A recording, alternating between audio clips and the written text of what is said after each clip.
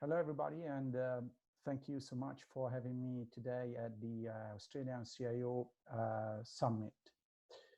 And my talk is about growth through connections, and in particular, it is about the questions for shifting from anything over 5G to all intelligence connected with beyond 5G systems, and in particular, I'm thinking of 6G.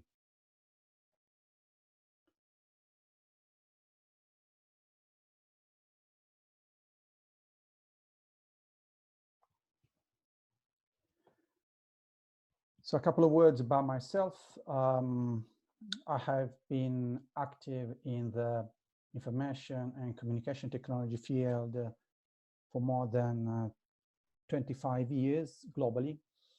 And my experience is especially at Nokia for about 15 years and 10 years at Huawei Technologies.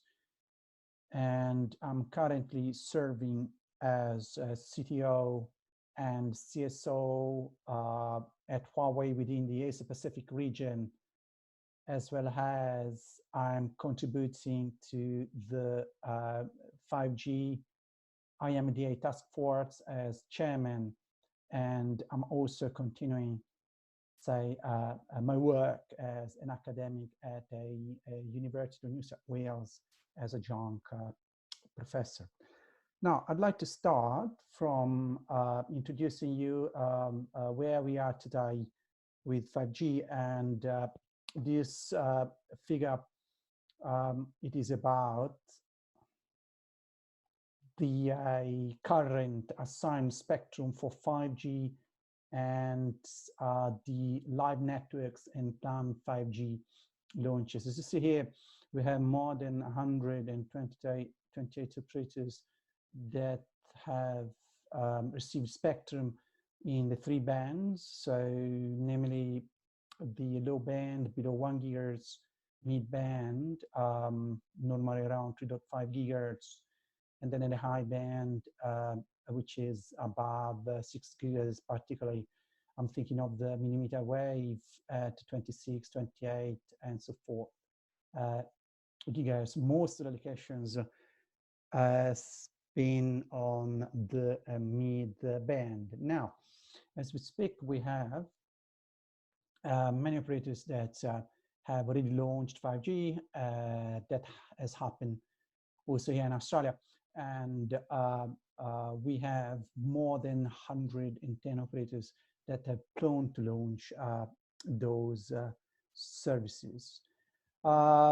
Equally interesting, it is the number of connections already in place and at a global scale. So as you see here, this report from the GSMA and GSA, which have consolidated in a single slide, shows that at the end of last year, we had already more than 200 million connections, and expectations to achieve about a quarter of the planet connected, namely 1.8 billion connections by 2025.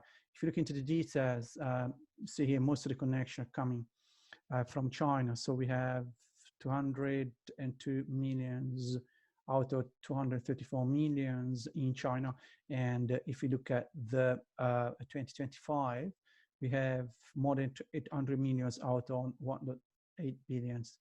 Equally, in China, here you may see also the operator capex within the range 2020-2025. So it is an investment of more than 200 billion in China. Of course, it's not just 5G happening in China. So if you look at the adoption expected by 2025, we have that most of the adoption, same percentage, will be North America, followed by Europe, and then, of course, the Asia Pacific region. Now, looking at the announced 5G devices by form factor today, we have that we have already available commercially more than 274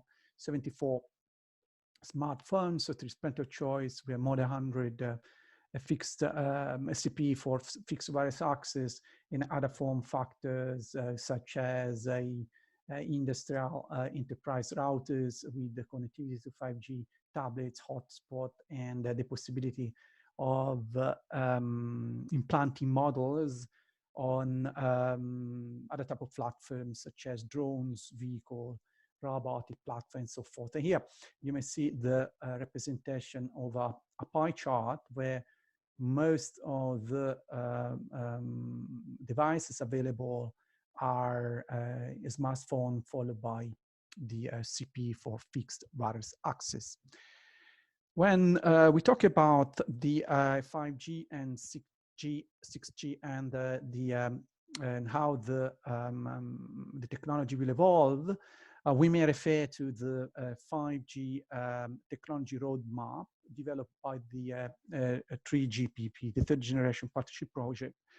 That is the organization that defines the technical requirements and deliver the technical specification that are then standardized globally by the corresponding organization. So you see from this graph, we have that 5G in its release 15 was completely standardized and specified and standardized by September 2019, including its standalone configurations and following the earlier configurations such as the non-standalone, and also the wireless interface was already completed back in 2017.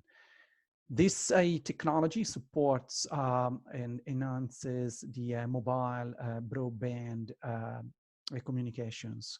Release 16 was completed last year in September, and it enhances the mobile broadband experience and introduces many features to achieve an ultra reliable latest communication services. Or both of them, they fully meet the ITU requirements, in particular the ITU vision that was formulated back in 2015. Now, as we speak, we have the specifications. We have study items and completed and now started the work items. So the technical specification of the release 17, and that version will, that release will enhance further the EMBB URLC, but in particular, will address the problem of integrating millions of connections over a square kilometer. Beyond that, we will start working on new use case categories, and that will lead to the definition of study items for 6G and work item for 6G, leading to the system completions, at least in terms of specifications, by 2030.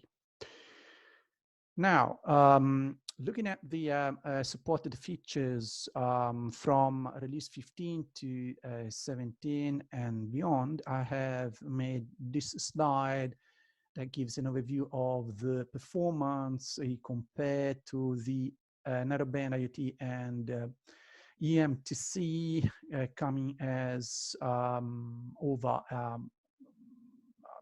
the 4G, say technical, beyond the 4G technical specifications, namely the LTE. And I'd like to remark the fact that these communication services will continue regardless the enhancements we may have with the new radio. So here you have the differences, and in particular, you may see when those two services or usage scenarios will be supported. First observation I'd like to make, that is the fundamental difference between the 4G, so LTE, and the new radio, is the fact that the new radio supports all spectrum that ranges from 400 megahertz up to 52.6 gigahertz. This is basically already in release 15 and 16, and now we are thinking of modifying the waveform to reach out up to 71 gigahertz.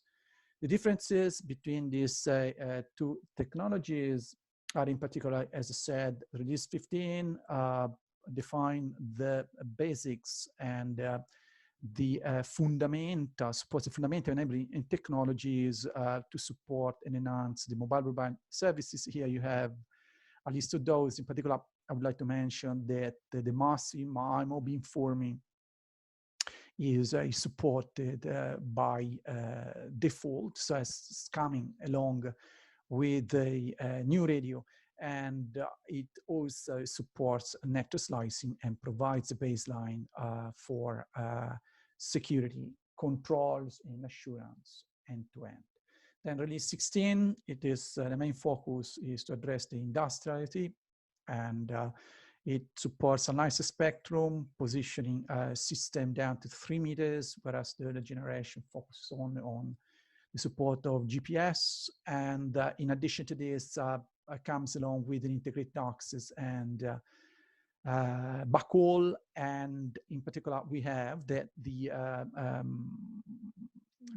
technologies for vehicle-to-X communications are also supported. Security is enhanced towards the IoT and network slicing. Then with release 16, we have the focus that shifts towards the consumer IoT.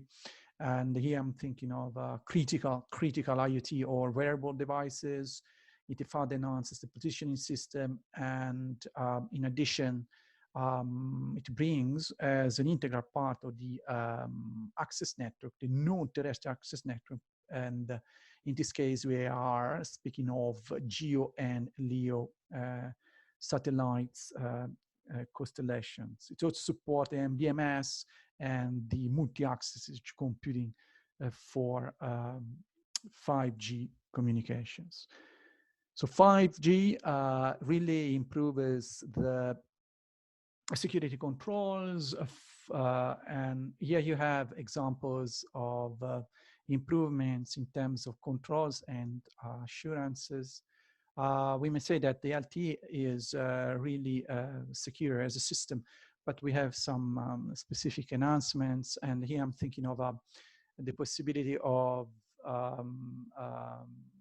encrypting or concealing the identity of the end users, so the privacy is preserved even prior to the registration of the terminal. And we may also see we have the possibility of introducing integrity in the user plane between the terminal and the access network, and it is all based on the concept of secret share keys that are made available only in the core network.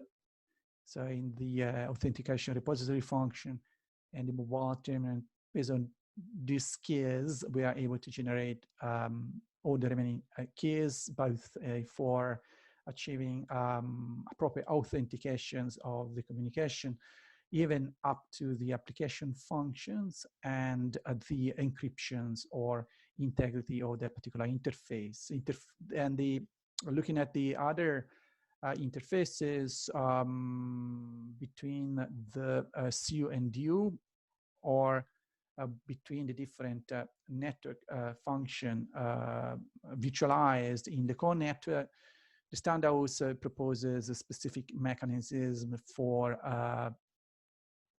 encryptions as well as authorization and authentication of the communication. Here you have examples of protocols recommended. Beyond this, we now have for the first time the possibility of complying with specific network equipment security assurance schemes. That is the work done by GSMA and 2GPP that have finalized already the first version of the specification, so that the vendors can get an audit report of their product development and life cycle processes, as well as the test equipment, and obtain a test report that demonstrates the fact that the element or the equipment in general complies exactly with the security controls and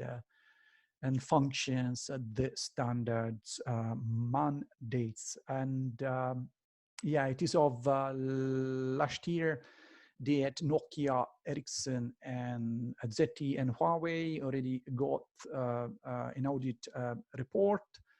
I'm thinking of Huawei. Huawei has already received the audit report for both the radio access core network, and it is of December last year. It got also the test evaluation report for the LTE and the new radio base stations. Now, looking towards 2025, what kind of requirements and new user scenarios are we expecting? I have made this slide which capture the main most important directions. So beyond the EMBB, MMMTC, and URLC, we're now thinking about uplink-centric broadband communications, real-time broadband communications, and harmonized communications and senses. So very important here is the work done to meet and support services for machine and massive type of traffic communications. Now, starting from the uplink-centric broadband communications, I'd like to introduce you the 5G to business applications. They are already available and they will come commercially available, say, in a few years from now. As you see from this graph, we have different type of Internet of Things. We speak about massive IoT, broadband IoT, critical IoT, industrial IoT, depending on the devices that we connect. The traffic is especially uplink, and that's why we talk about uplink-centric broadband communication. So we are currently having the possibility of connecting the IoT with decent speeds. And here you may see the supported bit rates. We would then have the possibility of offering other type of applications. Here you have example vertical sectors, thanks to the fact that the system will support reduced latency and improved reliability. Real-time broadband communications example are the most important is the XR, that stands for virtual reality and augmented reality. And that here is expected that this particular service will grow exponentially by in the next, say, 2 to 3 years. Here you have more details coming from Gartner. And what we can see from this figure is that the shift will be from the support of the 4K for both highest 100 megabit per second bandwidth, and we will be able to achieve a 1 gigabit bandwidth with latency less than 10 milliseconds, which will allow us in particular to enjoy, say, a service such as VR for socializing, VR for any kind of vertical industry, in particular integrating the possibility of dealing with digital twins. And an example of those are the smart cities. Harmonized communication and sensing, also important is to consider the possibility of connecting unmanned aerial vehicles. And here you may see the requirement that the system has to support in order to enable these communications. And you may also see here the different type of digitally connected elements. And here you have a view of the market and the volume of elements expected to be connected by 2025. So we are expecting more than 50 million elements connected, addressing revenue more than 72 billions globally. In order to achieve realize this vision, it's of course intended we need to have a proper regulatory framework in place, and applications and control enabling platform, so that all those services can be handled efficiently. It's also important to say something about, still within this category, about the vehicles to X communications beyond 2025. So by 2025, what we are expecting here is we will achieve the level of conditional automation thanks to the deployment of 5G on supporting EMBB and vehicle to X communications. And then by 2030, we will expect advancements towards the full automation thanks to the deployment of 5G for URLC and the enhanced vehicle to X protocols.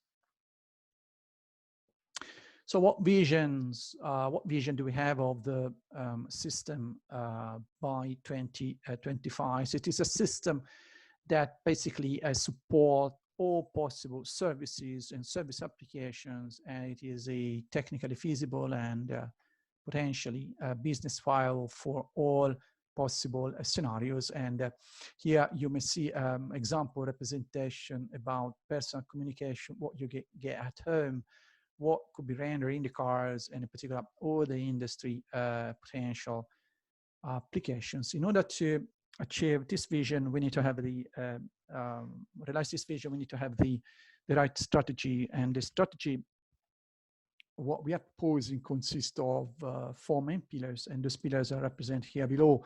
So we need to know how to deploy the system and meet specific service applications requirements. For B2C, C stands for consumer, B2B, so means to business, and then to home. We need to integrate all spectra, so means bandwidth in the sub 3 gigahertz, sub 6 gigahertz, and below 100 gigahertz. We must absolutely simplify the site, and in particular, we need to revisit completely the network architecture. Starting from the criteria and the services we need to support, the slides I present in high level the performance requirements in terms of resolution, downlink, uplink rates, latency, reliability, positioning, what we may enjoy today and what we target to achieve by 2025. You may see that the requirements are really much more stringent towards 2025. That would allow us to offer much better communication services, reduce latency, and with an increase of the reliability. And here you have examples of different robotic platforms that today we may achieve latency below 50 milliseconds. We will target to be, for other services, it's the requirements to achieve less than 10 milliseconds, 2 ways, and reliability of 5.9, which is currently basically not possible, because one of the features we need to have in place, it is the multi-connectivity, and currently we just achieve dual connectivity between the LTE and the new radio. Yes, the BAT spectrum, our strategy is to enable a 1+N ultra simplified 5G network. One will be, say, the core bandwidth where the new radio will transmit, at which the new radio will transmit, and the other one will be especially dedicated to the LTE, in carrier aggregation dual connectivity, to boost the radiation and transmission capacity at the interface. Here you have examples of the different deployment scenarios for the spectrum that has to be used or may be used to achieve those particular communication services in different areas, such as urban and suburban area, as well as hotspot with the possibility of using millimeter waves or higher spectrum and larger bands, and then rural wide coverage areas with a head of the sub 1 gigahertz spectrum. Here you may see the possible speeds that can be achieved, and by aggregating the spectrum in a combination of 1+N, it is possible to achieve really very, very high speeds, low latency latency, and therefore support up to 1224K AR/VR experience, which is a far much better than what you are experiencing today as a consumer, where the resolution is limited to 4, maximum 8K. Sites must absolutely be simplified. Simplification of the site means to get rid of pretty much everything you're having today in place, which is cumbersome, which is expensive, which pollutes and has all the problem, and it's extremely costly for our case. So the target by 2025, actually, looking at our organization, we're already having solution from this year. We'll be able to shift from multiple antenna into towards and use a single blade antenna, which supports the upper part, say the new radio transmission, the lower part, or the communications multimode sub 3 gigahertz, including the new radio refarming. We have a blade microwave antenna that supports the band together with the traditional spectrum, and then we are now capable of integrating all those radio remote units into a triple and dual band configuration, and then easily connect, place them on a mast and connect them to the corresponding passive antenna. The BBU is a one BBU, so baseband unit that serves all the modes and can be achieved by a simple soft upgrade. The power at the battery has been also considered into a blade configuration. It allows us to do a multiplexing and resources in terms of energy sharing between the different communication system, and therefore save energy dramatically and reduce costs. Here, you may see we have reached out more than 50% saving. Consider that this is the most expensive part, lucrative part also of the 5G system. Looking at indoor configurations or hotspot configurations, what we think of now is to use the system which which utilizes the same baseband unit. So the baseband unit, it is pretty much, it's exactly the same.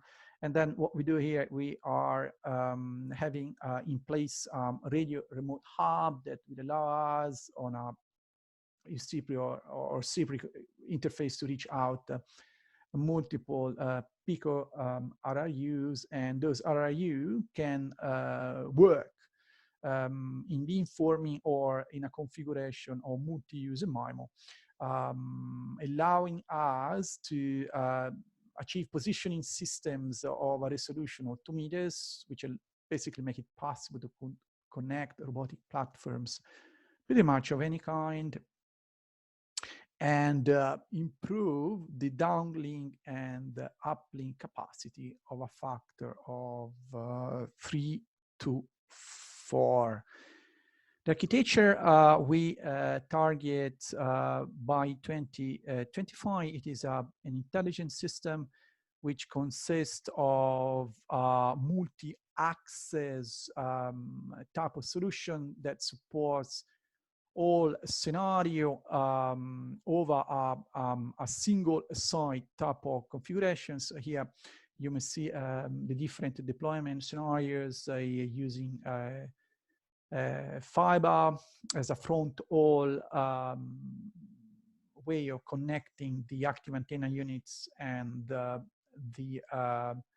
base stations, and then or using microwave, or even including the possibility of having an integrated access and backhaul. Then you have the fully distributed intelligent mesh solutions, which it is flexible and has all the capability for us orchestrating the system end-to-end, support net slicing, in particular deploy artificial intelligence all over the places, from the devices to the age and the different distributed data center. And here you may see example of these technical challenges we are facing today and the corresponding technology breakthrough. I've just mentioned a few of them. So what we're thinking now is to deploy the machine learning pipeline, and therefore each of the function in place has to be orchestrated. We are using a number of AI-enabled applications, so we would need to be able to efficiently and properly provision them. The system has, in terms of machine learning pipeline, many potential, say, vulnerability. Therefore, we are starting out and having in place at the same time solutions that are really trustworthy, they are resilient, and in particular, they preserve privacy when we deal with different type of data, and which may or may not involve PII. So, yeah, person identifiable information. And what we're thinking currently is that the machine learning could be the potential. The machine learning can be further enhanced by making it work with the machine reasoning. Now, looking beyond and thinking of how the system could further evolve, I have captured on a slide the key trends, or if you want, the key challenges and the potential solutions to meet those the corresponding requirements. So my vision is that simple, all intelligence will be connected and with zero trust, and through the digital twinning using 5G, 6G, and in particular, the machine reasoning will meet machine learning at the edge of the network, being the edge anything that is around and user practically. Looking at the 5G today would be on the Mac, so the multi-access computing platforms. And yeah, because we have to basically address the challenges we are having today. In particular, you may think of the costs that artificial intelligence has. And as you may see on this slide from the IIT in Italy, so there was a presentation by Roberto Cingolani and Giorgio Metta. You can see that how ineffective and also inefficient artificial intelligence is today, and the power cost per operation, it is between 1,000 to 5,000 higher than in machines compared to what would cost humans to perform the same type of operations. And then, of course, we have other challenges. That means that all intelligence will be transferred to the edge and centralized. There are no other possible solutions to simply address this particular challenge. The intelligence will be therefore moving at the edge, and which means definitely no more than 150 kilometers from the device, due to the constraints we are having in delay in the propagations between the 2 points. So we are expecting latency below 10 milliseconds. And then, yeah, if you look at the machine learning itself, the pattern recognition techniques, there are many problems and limitations and biases. So we need to find a way to improve their performance and reliability. And one way to do that is to make the machine reasoning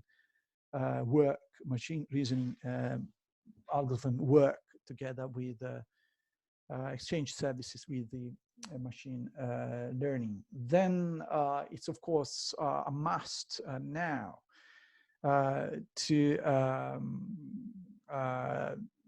digitalize pretty much everything. So not only business processes, but also what we see and touch. And that is necessary for us to improve the efficiency and improve the productivity and reduce the CO2 or green gas emissions by 2025 or latest by 2030. And another important thing that has to happen is the profound shifting paradigm now from the 5G to beyond 5G and 6G, because of what we think of designing now. It's not anymore a system that we connect the machines, but we need to find a way to proper connect the intelligence. So the visions and the revolutionary goal we are having with 6G is simply to shift from anything connected, that is the mission, the goal, and what practically 5G achieves, to connect all intelligence. And what we are expecting is that the mobile communication system will be the fundamental, so the connected networks would be a fundamental enabler for the proliferations of artificial intelligence. And the network itself will practically be used as a sensor, as the eyes of the different intelligent entities to augment the machine intelligence, which is a defined, and I'm defining intelligence as the ability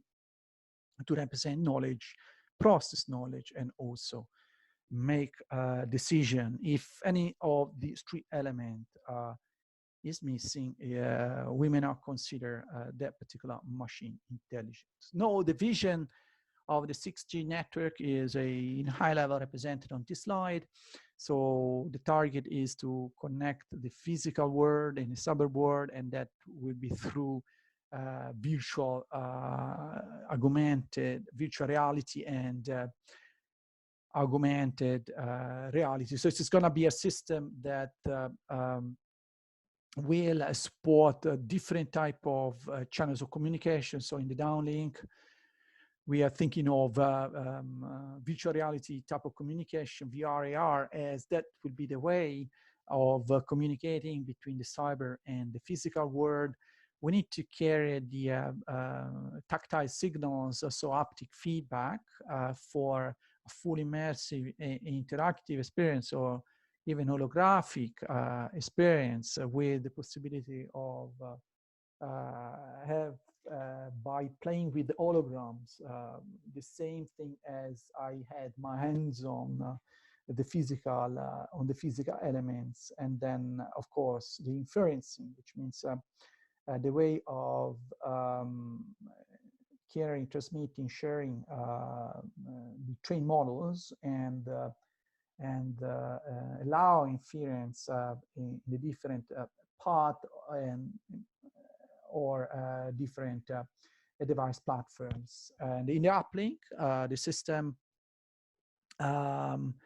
taking advantage of the fact that it receives and transmits especially at the millimeter wave and terahertz, it will be really will have capability of sensing and learning. So in this case, we are thinking of a massive amount of data that will reach out the network, that will consist of the base stations that will transform into neural edge, and the core network will be generalized in terms of neural centers, and the communications and the capability of reaching out the services will be not only using terrestrial access, transmitting and receiving points, but we will integrate the communication via the satellites. And the satellites in use will be the low Earth orbiting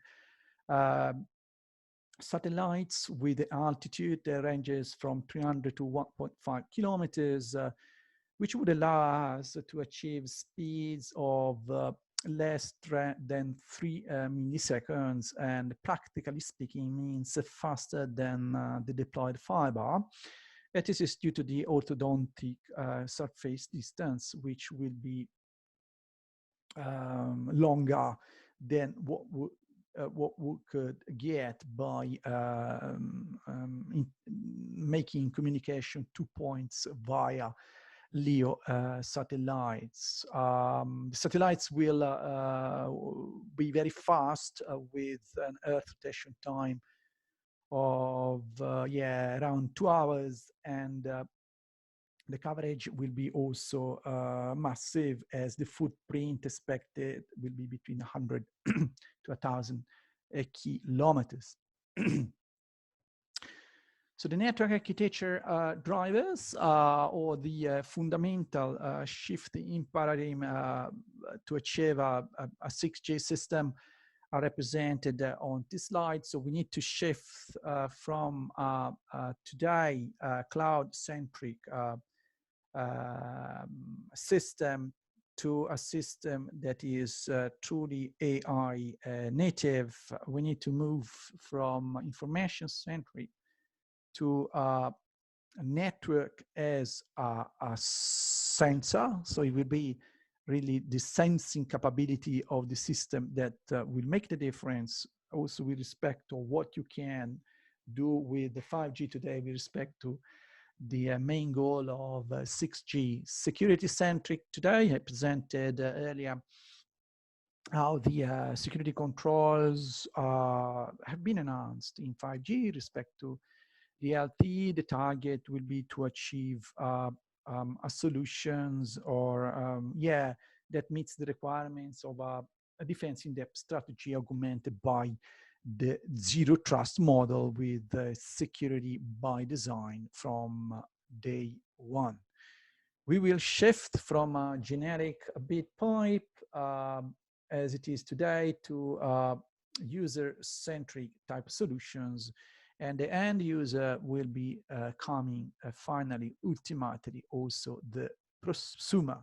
So that means the services will be not only made available by the carriers of today, but the end user, whatever the end user is, an individual as a customer, sorry, a consumer, or working from home, or an organization, will be a part of the ecosystem that generate the new services, including making available knowledge in whatever its representation will be to the broader community. Here you have an example of initiatives ongoing globally, and I'm particularly close to what happened in Europe, as I was one of the founders of 5G initiative.